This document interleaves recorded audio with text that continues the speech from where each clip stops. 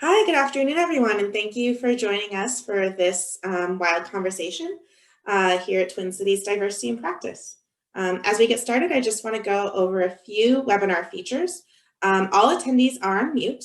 We do welcome your questions. If you have questions, please go ahead and type those into the Q&A box, and we'll make sure that those get addressed. If we do need to restart this webinar for any reason, we will email you a new link, and we are recording this session. This summer, we started Wild to harness the collective power of TC-DIP's membership to remedy systemic anti-Black racism in the Twin Cities by partnering with and amplifying the work of existing community organizations. So thank you all for joining us to support the mission of the Wanted in Justice Legal Detail. I'd like to introduce our moderator today, Lucas Castor. Lucas is a civil rights and plaintiffs employment lawyer at Nichols Castor. He's a member of the Minnesota Advisory Committee to the U.S. Commission on Civil Rights, and he is our Emerging Leaders Group recruiting lead. And with that, I will turn it over to Lucas and our guest. Thanks, Liz. Good morning, everybody. Thank you for joining us. As Liz gave the introduction, we're here now for, I think, what is our 7th installment of Wild Conversations, and specifically on the issue of addressing systemic racism and community safety. And as Liz was alluding to, the purpose of these are to be informative, to inform our member organizations and our member representatives and employees, but also the community at large about what the different proposals are in the public in the Twin Cities for police reform. And we're excited today to welcome William Harris, otherwise known as Truth Mays. He's a hip hop icon in the Twin Cities, born and raised, as I understand from the other day. He's a scholar, he's a drummer, an activist, and in particular, one of the reasons we wanted to talk to Truth today was his involvement with the organization Reclaim the Block. So Truth, thanks for joining us today. Thank you all for having me. Yeah, it's good to be here. Well, I'm glad you're here. We had a great conversation the other day, so I'm excited to see where this goes this afternoon now. But let's start a little bit about just you as an individual. I referenced the fact that you were born and raised here. Can you give us a little bit of your background, where you're from, why you got involved in the music scene? Oh yeah, I hope to be able to do that. I'm from Minneapolis, Minnesota. I was born in 1968, and this was before HCMC, so what they call the old General Hospital, as I grew up knowing. My parents lived each on both sides of the city, meaning North and South Minneapolis. As a very young baby boy, I grew up in what was called the projects in North Minneapolis, which gave me a very beautiful kind of start, because it was such a rich community experience. Even though I was really little, but it felt so beautiful. And so I grew up primarily, it's North and South Minneapolis, and I've had, I would say, a tumultuous upbringing. A lot of beauty and a lot of ugly. I got into music primarily because I was born doing it, and being very expressive and being one that sought knowledge and experience in every which way I could, whether it was nature, whether it was watching Jacques Cousteau, Sesame Street. Come on. And so I don't know, I grew up around a lot of music, and I grew up around, I'll say, a family conscious of its connectedness via the elders that kept us together. And they recognized in me some things I could not see. And so that's a little bit about me. So once again, it's good to be here. Thanks for joining us.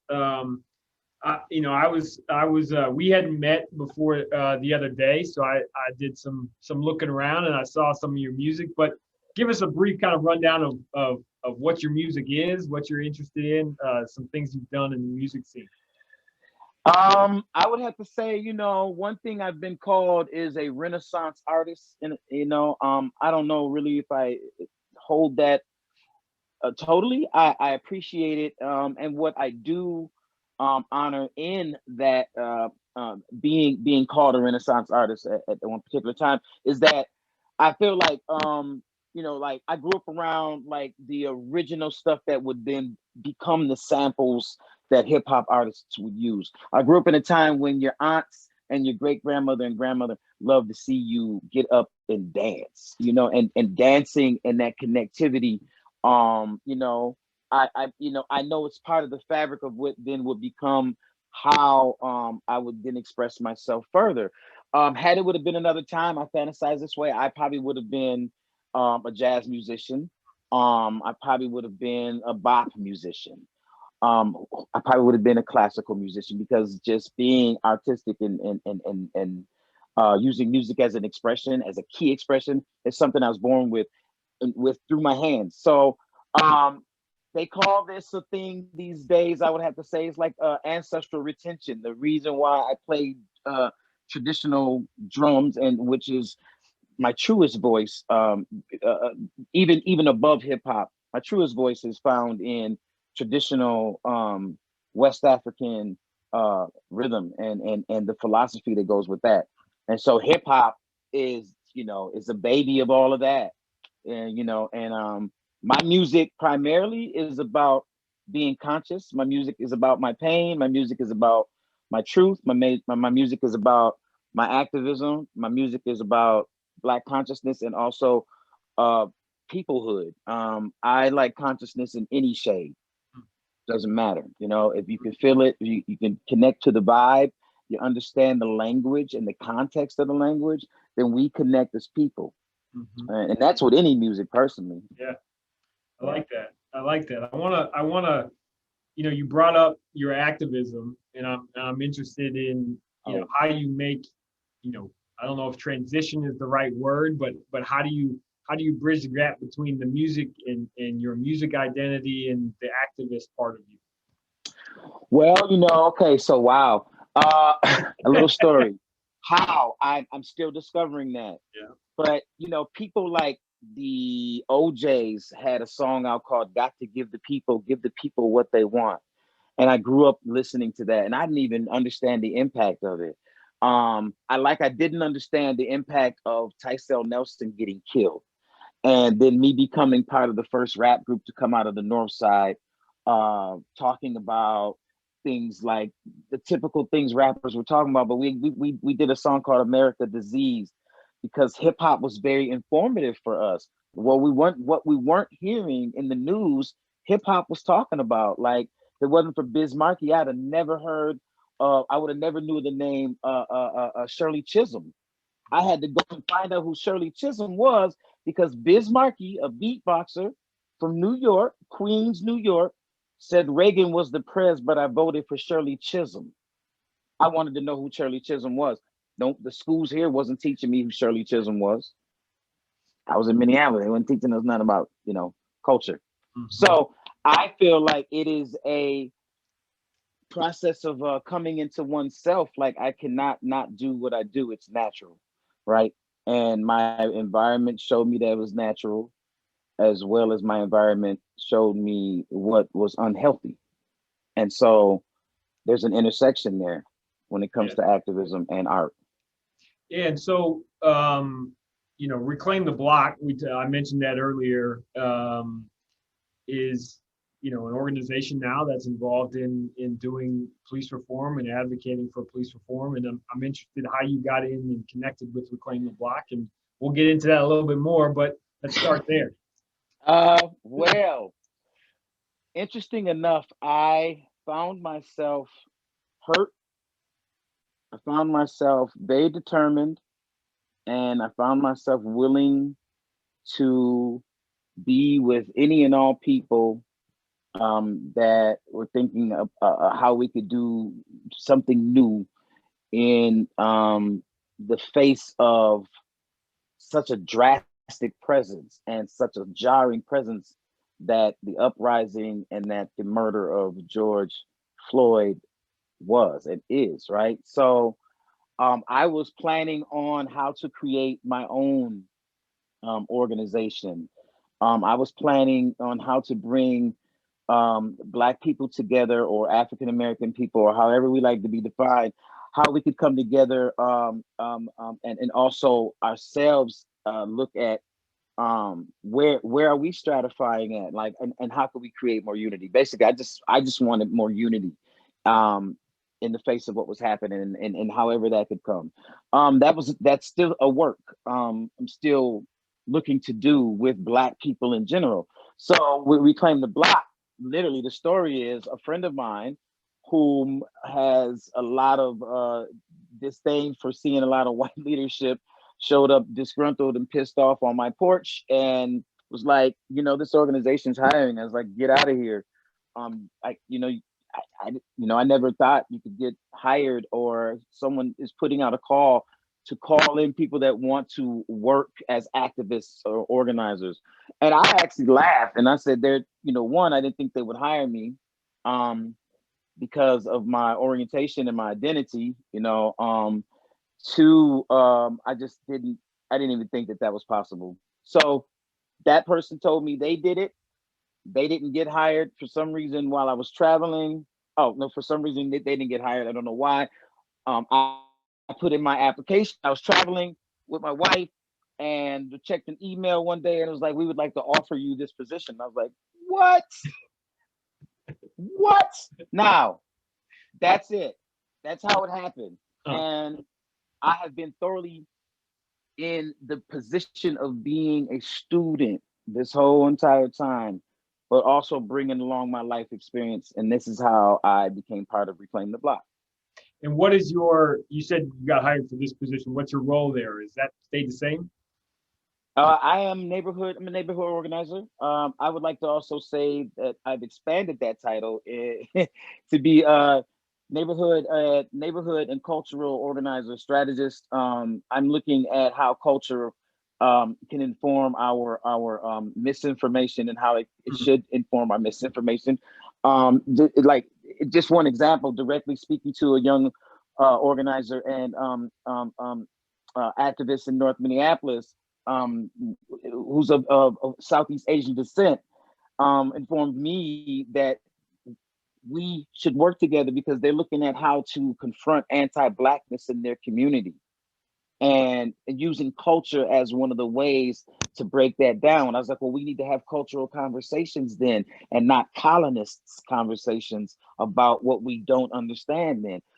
And they told me, whoa, let's do it. Let's get some other people together and let's build and let's coalesce, let's work. So, Yeah.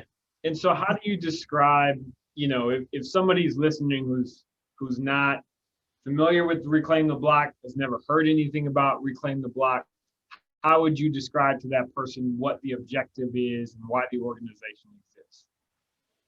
Well, first off, it's a multicultural group of people, and it's predominantly more white representatives in the organization who can tell you themselves that they're focusing on getting the Black voice out, the BIPOC voice in front. Representing the BIPOC voice is not what the focus is or the intention is. It just so happened that Reclaim the Block was already doing work around how to be a part of the policy process, how to influence policy, and then on to the charter and how to do all of which was stuff that I totally was anti, but silly me, not knowing, you can't just be upset and then not be out here making some moves to actually make some change, to be involved in real processes that bring about or can possibly bring about change. So as I see Reclaim the Block's work is empowering the community via an abolitionist mind frame, mind state, using the abolitionist frame as a way to empower people back into the power that they have, the power that is able to move mountains or or at least to move some numbers. We'll work on the mountains, you know, continuously, you know, right? You know, and this is the objective. Like, you know, just, you know, briefly, the idea of defunding the police is not some like you know, parlor conversation, you know, easy peasy type of thing. We're like talking about the weather. We're talking about how do we transform something that historically has comes out of something that has never been good for people.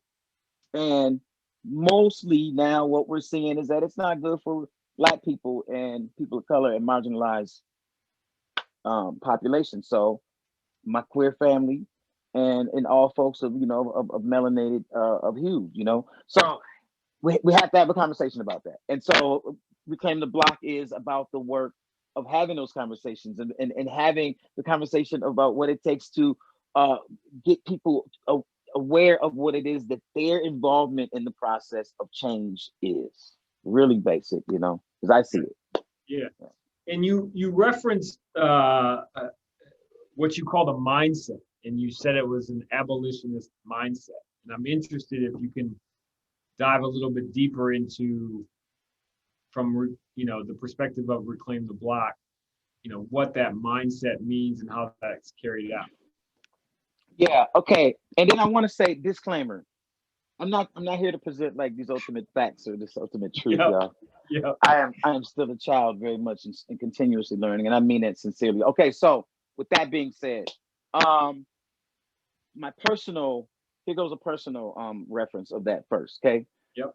Not knowing how destructive some of the models of manhood I picked up growing up, not knowing, not even owning just how whack my lack of understanding of how my actions really affect my environment, you know, is a point of a place of reference of where abolition was needed and is needed, right? Freeing myself, freeing my intentionality from a place that was really just toxic and wasn't good, right? So we go ahead and look at that. An abolition mindset is rooted in freedom that you create, that is yours because you created through your will. The concept to me of abolition is how do I get free and how can I show someone else to get free, right? Free, and free can be as broad as, you know, we want it to be. Like, how is it that you know, like I can be more effective in my community when I can have a direct connection to some of the problems and ills if I liberate myself from being you know, ineffective, you know, like take the ownership and the agency to know that I can be leader filled, you know, and not leader fooled, right? Yep.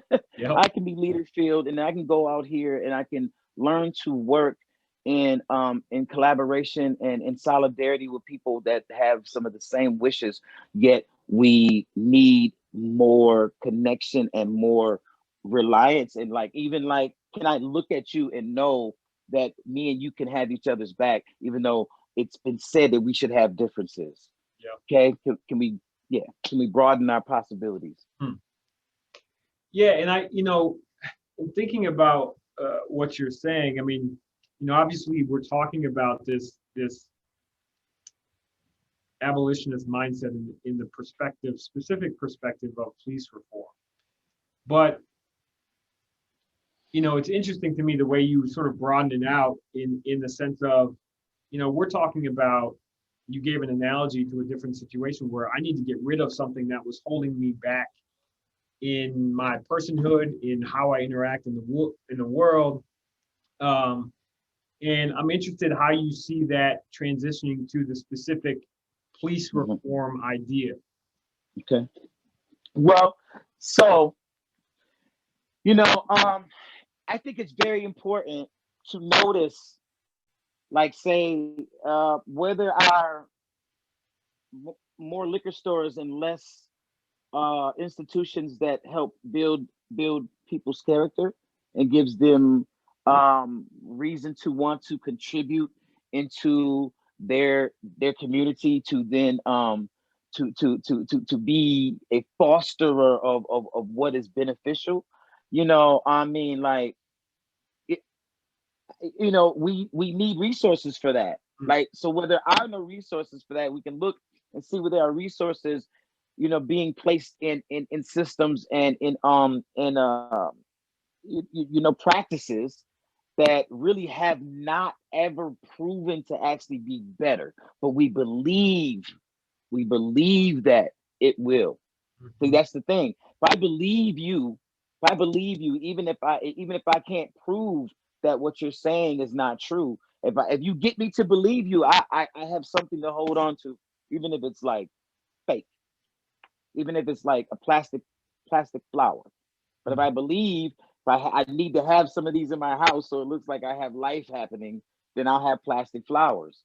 So when I look at what the issue is with our policing system, it's like, where else can this money go to where it's very much needed, and where you individual, where if that's your occupation, which is to stop crime and not come to the aid of someone who is having a psychotic break, like, and then not handle the situation right, just like rubber meets the road, like, thinking here, so for me, it's like money needs to be used for other things, just basically, I don't see why the disconnect is misunderstood, like where we have a lack of programs in schools that fortify one's internal self, which then can prove to be beneficial for them in the broader world.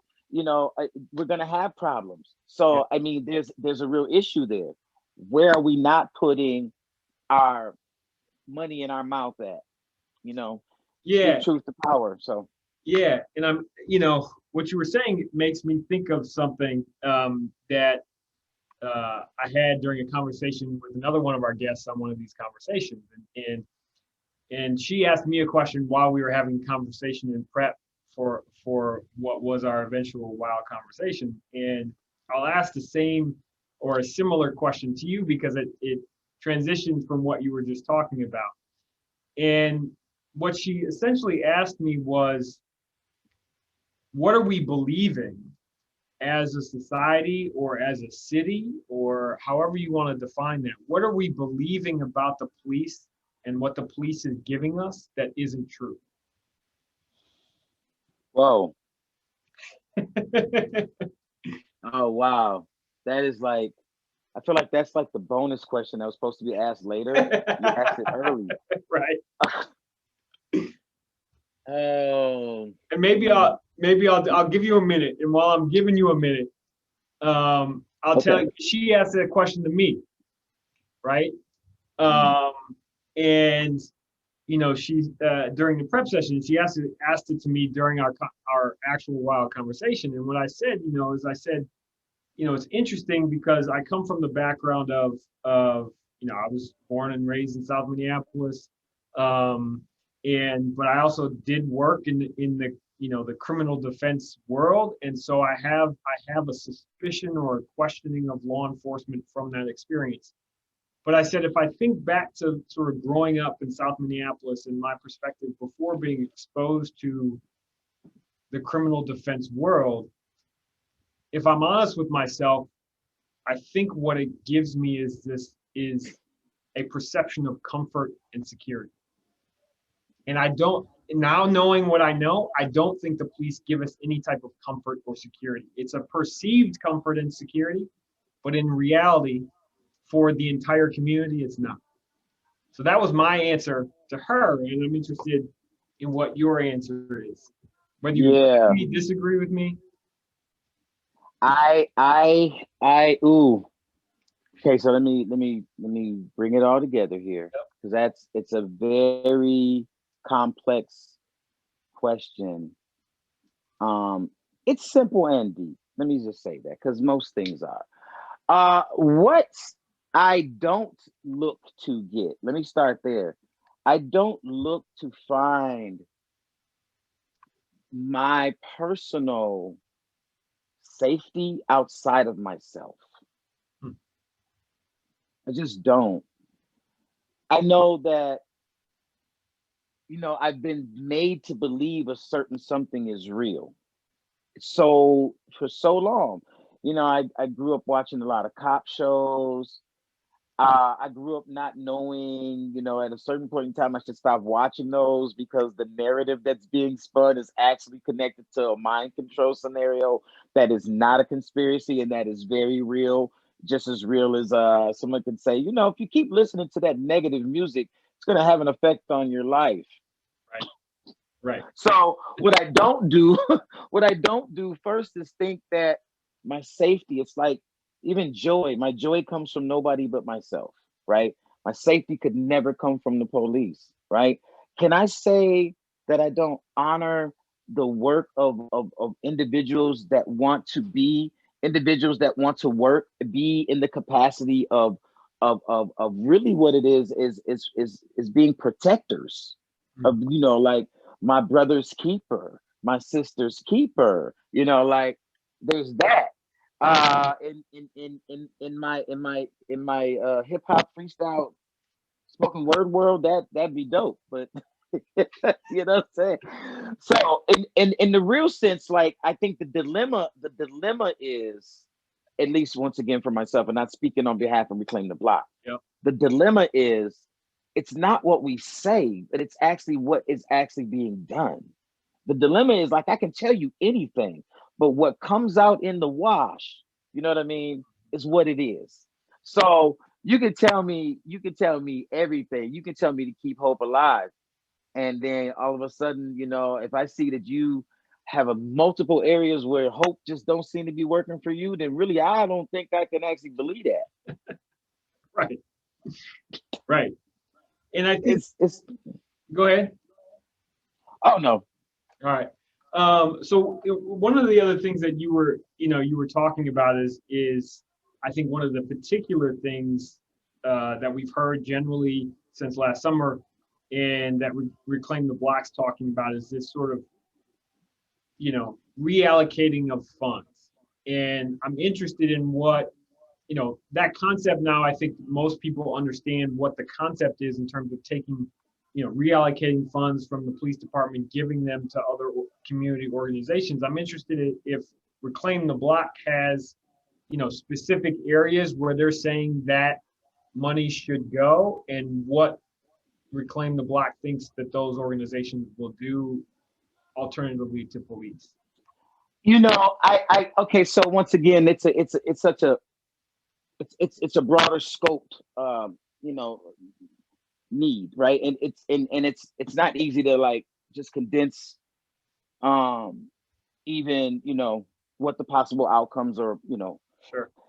In dreaming and looking into where we need, once again, to put resources, and dreaming what that could be, it could look like that we're looking at how to keep people home, like housed, like when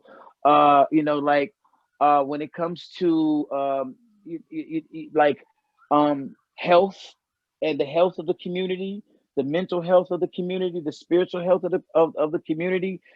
I mean, once again, there's some dissonance where, like, to me, where there is not enough resources, people start to create all types of ideas of how they can get those resources, and why they should get those resources.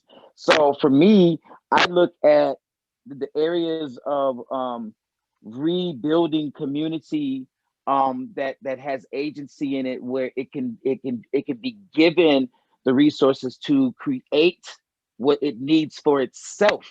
To me, would be wise, instead of that being like not good, like.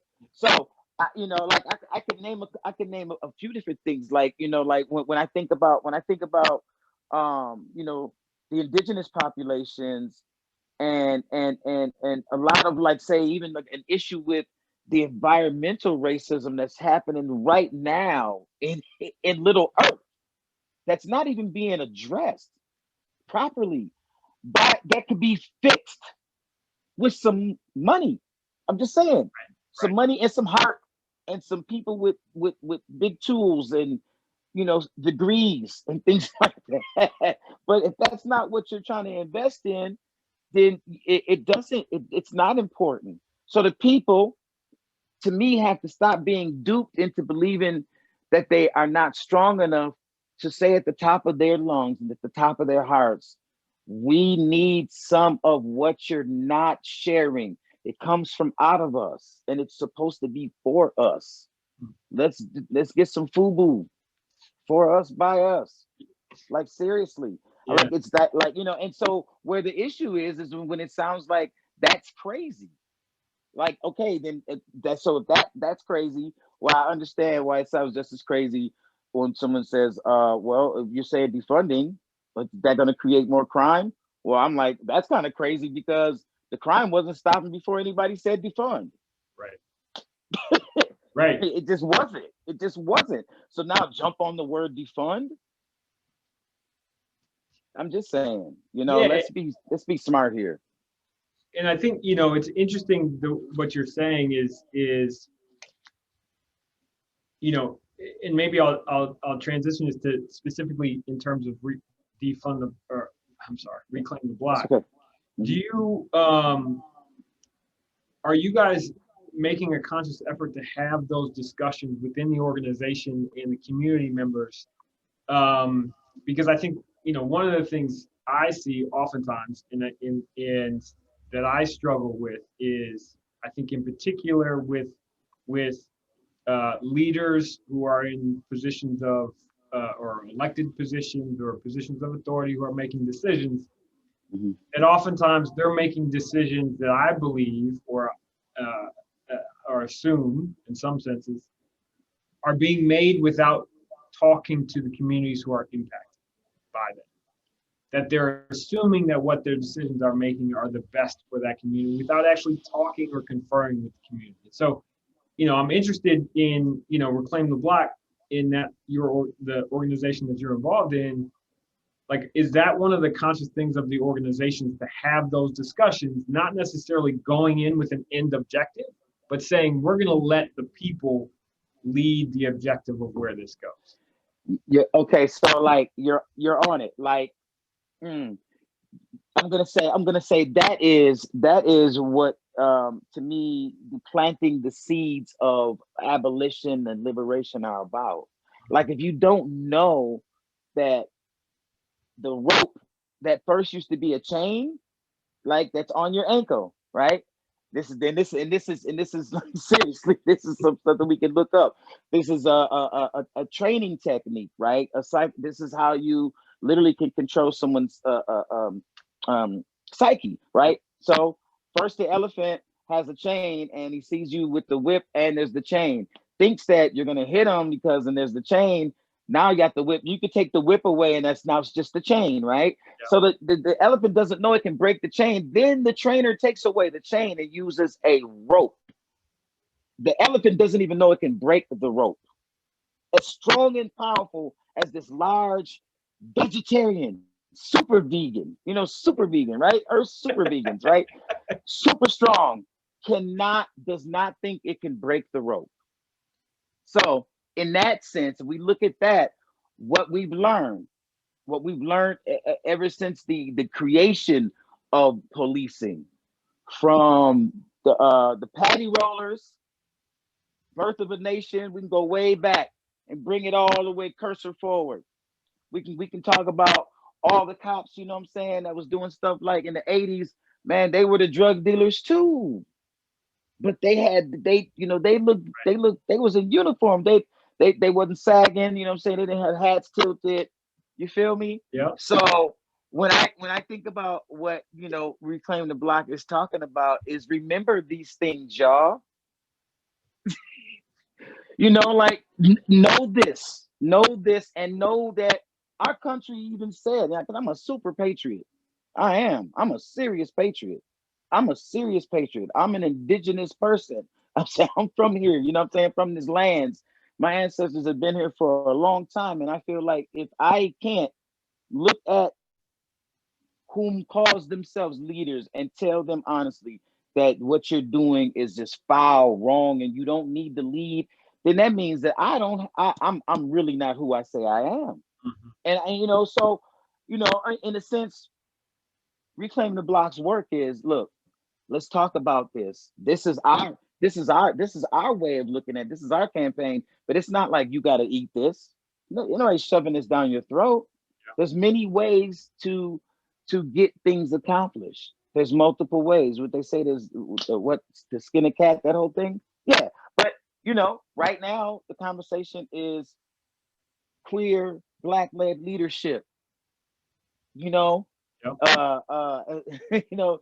powerful feminism, force behind what we believe in, saying we need to return some things back because they belong to in us, right?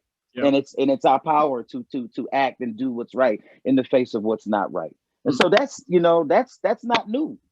This is we can look at Seattle. This is very recent. I mean, excuse me, yeah, Seattle's work, Austin.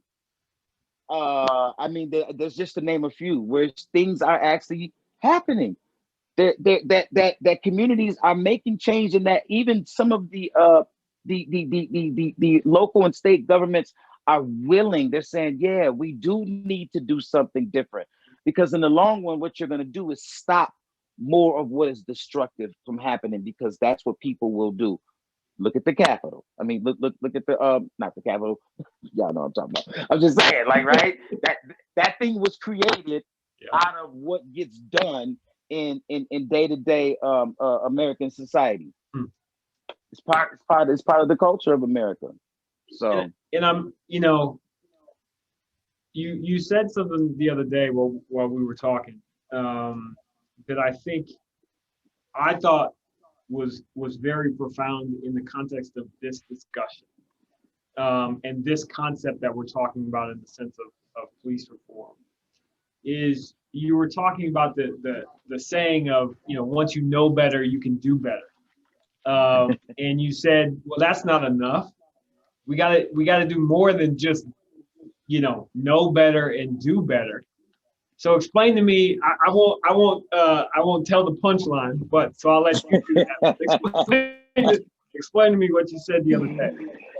Okay, first off, there's a disadvantage because I was in the kitchen cooking. So there's something that happens in my kitchen when I'm cooking and I am in the zone. Yeah. I can't explain that. I got it from my grandma and them. But you know, it's like there's this connectivity and this realizing of you know, even the need to keep on expanding, right? So at one point in time, I heard some very deep things, right? And I was like, word, they were very deep. I felt like I understood them. I felt like there was a connectedness, you know, like, let's just say it was even Einstein's, I love Einstein because we have the same birthday, right? So, what is it? Imagination is greater than knowledge. I was, that's so deep. Ooh. I didn't really get it though. I didn't really get it. I didn't get it until didn't get it. I liked it, but I did not get it. I didn't get it until like just a little bit ago. Yeah. And I'm so thankful. Hopefully I'll get to wake up on my birthday. I don't know what's gonna happen tomorrow, let alone wake up on my birthday. But I'll be like one more year into the ability to learn and to hopefully hold something new and different in my body, right? So, in speaking of knowing something and doing better, to me, until it's really realized and it becomes visceral, you know, it's cosmetic. It's the margin of you know what I'm saying, of some things. It ain't, you know, and so I feel like that's something I've realized, and I feel like in a lot of these situations, you know, we can apply that to what we're experiencing in our political climate. Just because people say a thing, you know, it does not mean that it's something that I'll say for myself, I'm not going to believe something much more that somebody else says out of their body than what I'm saying to me inside my body that I have to hold true. You feel me? Yeah. And you know, and at the end of the day, when people get to trying to suss that out in others, that's what we get everything all to. Mind your business. Do what you do right. And hopefully what'll happen is people will see that in evidence. Yeah. Then what'll happen is what you know better is done better because it'll be seen in evidence. Period. Right? Yeah. And I think, you know, it was interesting to me and what you're talking about, and I think where this connects to this idea of what you're saying, you know, about police reform is, you know, understanding the history of where the police force came from and why it was created and its impact on today. And it's not just about knowing that so you can do better going forward, but we have to sort of unlearn the conditioning that you're referencing, right? We have to, it's not just knowing better and then trying to do better. It's actually physically unlearning the conditioning that we've had up to this point, right? Seriously. And I think that, you know, is such an important point because unless we, you know, the conversation we had the other day, unless we change that mindset, we can do better, but it's not going to have an impact. Well, yeah. So look, so I can do better too. Like I can go back to school, and I can level up, like Beyonce said. You know, I can be doing better, right? And I'm just using this loosely. You know, I can advance myself in life and be doing better. You know what I mean? And then that's all I'm focused on. And as long as me and mine are fine, great. You know, I got enough in the bank, blah, blah, blah, blah, blah. I got more letters behind my title, you know, blah, blah, blah. That's all good. But you know, the pendulum is very interesting in that when, you know, it's kind of funny, like, because like in my experience, it's like, yeah, I can look like something that I'm not. And at the same time be exactly the opposite of that. So let me, you know what I'm saying, like in my neighborhood in Chanhassen, you know, in my church neighborhood, my church community, and everything I visit out there, you know, I'm great. But you know, a couple of sex workers might know me as a royal a couple of people that know that, you know, that they do what they do and you cool with it because there's some benefit out of it, know you as a different person. Mm-hmm. You feel me? Mm-hmm. When you go and you get done up the way you like to get done up, that you know that they're supposed to be on the low, they know you as a different person. I'm just saying. Right. And so I you know, so my culture and my politics, they meet, because what I'm saying to y'all right now, I mean, I'm not Mr. Perfect, but things I just can't do no more don't happen in my house. And if they're happening in the street, I'm avoiding them. And if I can possibly do something to, you know, shift the energy, I will. But my personal work is to make sure that I can show up and be present so that I can have intention. If it's, you know, period. It should, you know, it shouldn't be separate, right? The left hand and right hand. Come on now, I get that. That sometimes it's cool, but yeah. So what do you see? And you can answer this from, you know, what you understand to be the objective of Reclaim the Block. You can answer it from your personal perspective. But you know, as you sit here right now, and we're talking about this idea of police reform and allowing the community to sort of lead that discussion. Where do you see, like, if you could jump forward 10, 20, 30 years, do you see any type of, like, the police force as we see them today? What do you see? It's another bonus question for this. Off the record, no, just kidding. You know, as an individual, personally, and not speaking for Reclaim the Block, I'll start there first.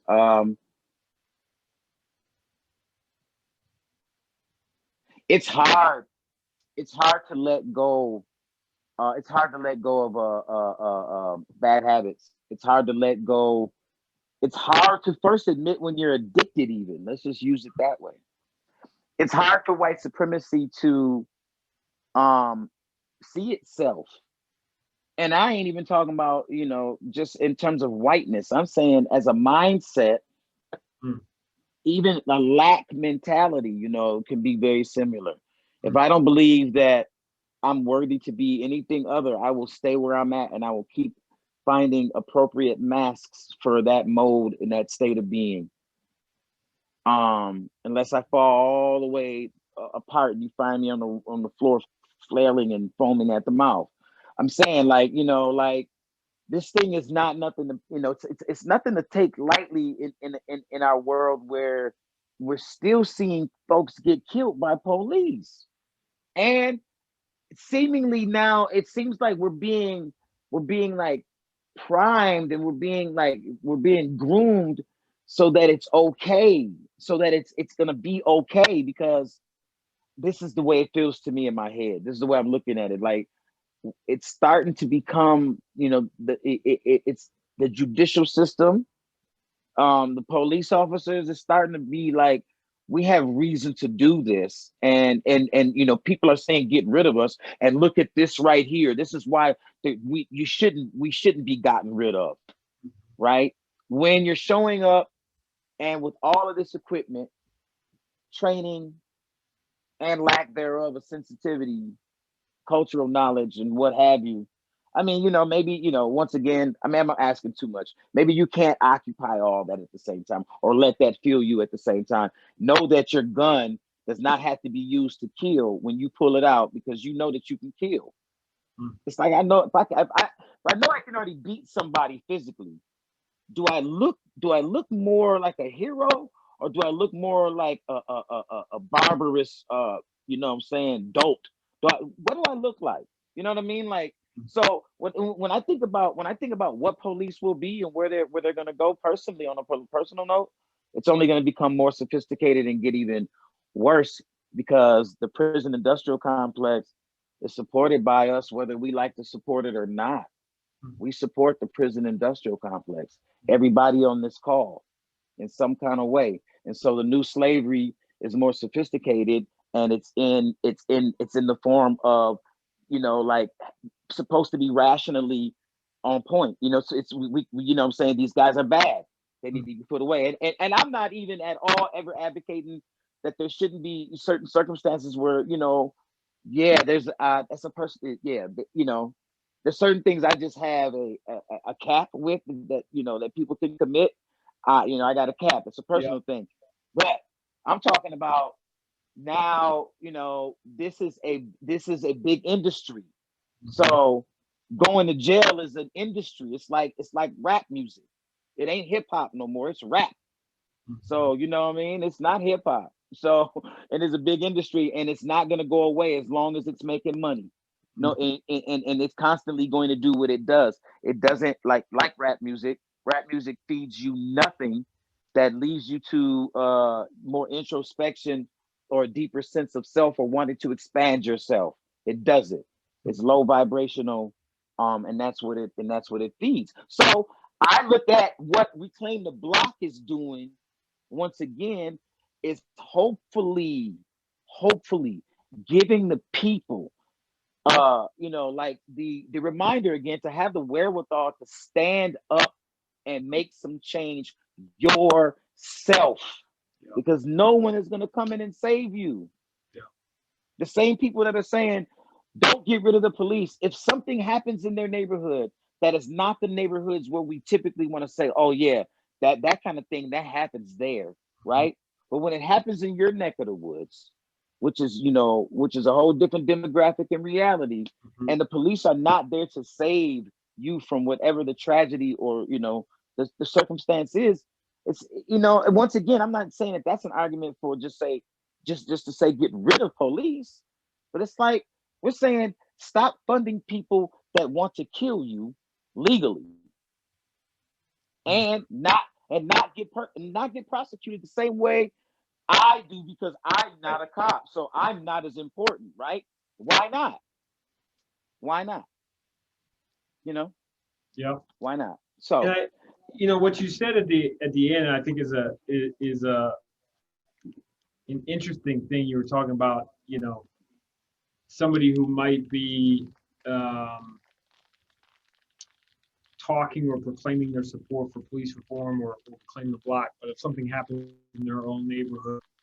And I think, that's one of the things the challenges that I've seen personally. I live right back where I grew up now, in South Minneapolis. The immediate neighborhood I live in is predominantly white, I would say. Um, and, in the months after last summer, there were all people out. There were, people with all their signs. There were people on the neighborhood websites talking about this stuff. And, but then in the last 5-6 months, there has been, or not, I guess more recently than that, there's been an uptick in crime, at least what people perceive to be an uptick in crime. And I'm wondering what happened to that discussion that was happening back last summer and how people are connecting those two concepts in terms of the position they were in last summer and their reaction to, what might be happening in their neighborhood, and how you connect those things. And I think you hit on something the other day that I want to make sure to get in. I know we're running out of time. We're getting to the end of the hour here. And if anybody has questions, they can throw them in the chat box. I'll try to read them out to truth. But, one of the things you hit on yesterday, I want to make sure to touch on is we were talking about, obviously, police reform and this concept of police. And you hit on something that I haven't heard somebody else hit on in this particular way. You said it's rooted in a lack of civility. And you were just kind of talking about that concept in that just because you can kill somebody or you have the authority to do it doesn't mean you should do it.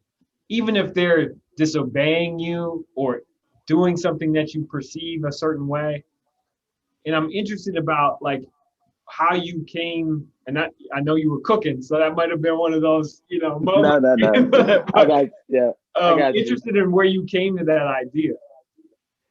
Well, I come to that idea. Once again, it's all from personal knowledge of myself, and in the pursuit of more knowledge of self.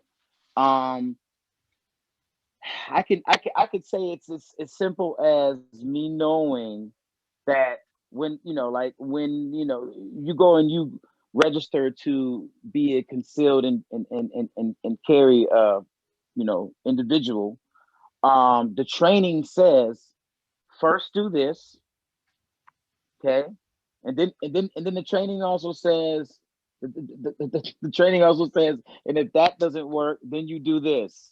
And then the training says, when all else fails, your last resort is this, okay, this final step you take, right? It's very clear. And it's very clear. It's like, it doesn't say, you know what I'm saying? Ride out. It doesn't say that. It doesn't say, no, you're the new sheriff in town.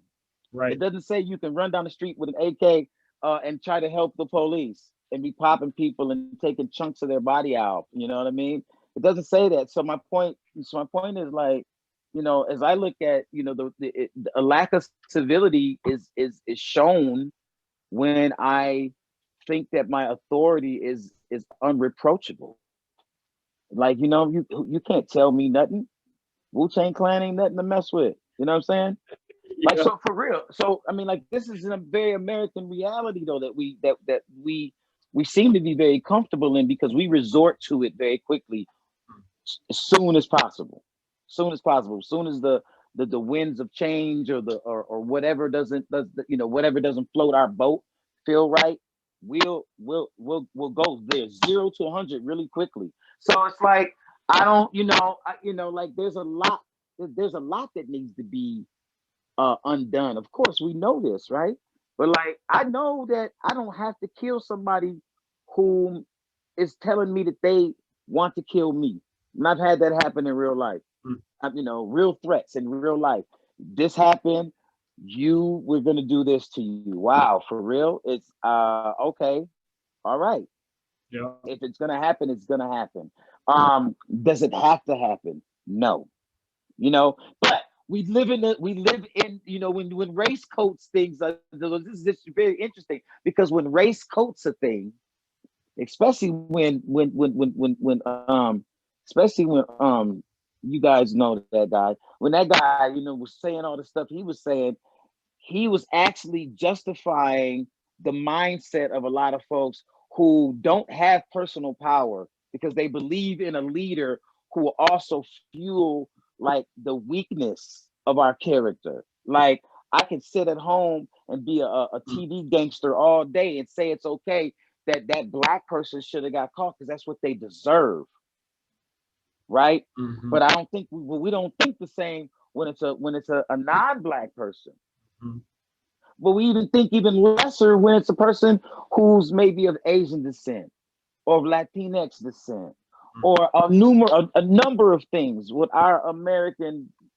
We be tripping because we have this mindset that is rooted in white supremacist thought and values. Right.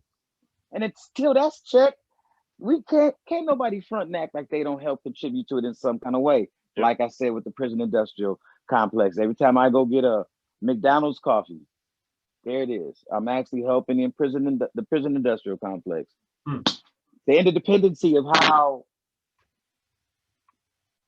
how terrible the situation we're in. It to me, it requires for us to have a whole lot of compassion for not feeling bad. It's almost like sometimes, and I'll close on this. It's like, for me, when people try to make, when whoever tries to make white folks feel guilty for everything that happened in slavery.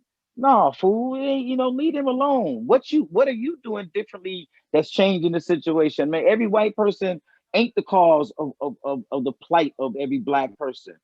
When usually it's ourself that's the first source of plight that we have to learn to overcome, to liberate ourselves through, than to have more of an abolitionist mindset about being well for myself to be more contributory in society in a way that's about civility. I brought it back 360, right? You did. I like it. I like it. So I'm going to ask one more question and just wrap it up here. For anybody who's listening, you obviously have done a lot of work on this issue, the mindset, the unlearning. What advice would you give to anybody who is engaged in that and is still in that process or wants to start that process and engage? What advice would you have? Something that my wife teaches me all the time is that I still need to continue to learn how to have very tough questions, make very tough conversations, without getting emotionally disturbed and without taking it personally, and without being, unafraid to look at what triggers that emotion. So, in an esoteric sense, we got a lot of shadow work to do. We got a lot of work at looking at the places where we've kind of accepted lies as a truth expression that's really not our real face. That's really a mask. That's really, where did you get that? And where did they get that from? And where did they get that from? And why do you still hold on to it? Yeah. You know what I'm saying? Yeah. Hey, and that's real. And so, and that's, to me, reachable at any given state for anyone at their own pace and time, not on nobody else's clock. Yeah. But when it comes down to this work, it's a little less elegant than that, because if we don't move and do stuff, so it's a lot of tandem processing, right? But we're built for this. Come on, we've been around for millions of years.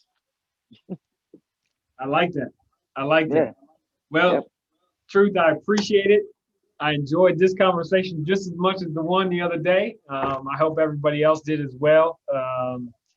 Again, Thank you to Truth Mays for joining us today. We'll continue this. I think we have another conversation, I believe, next week or the week after.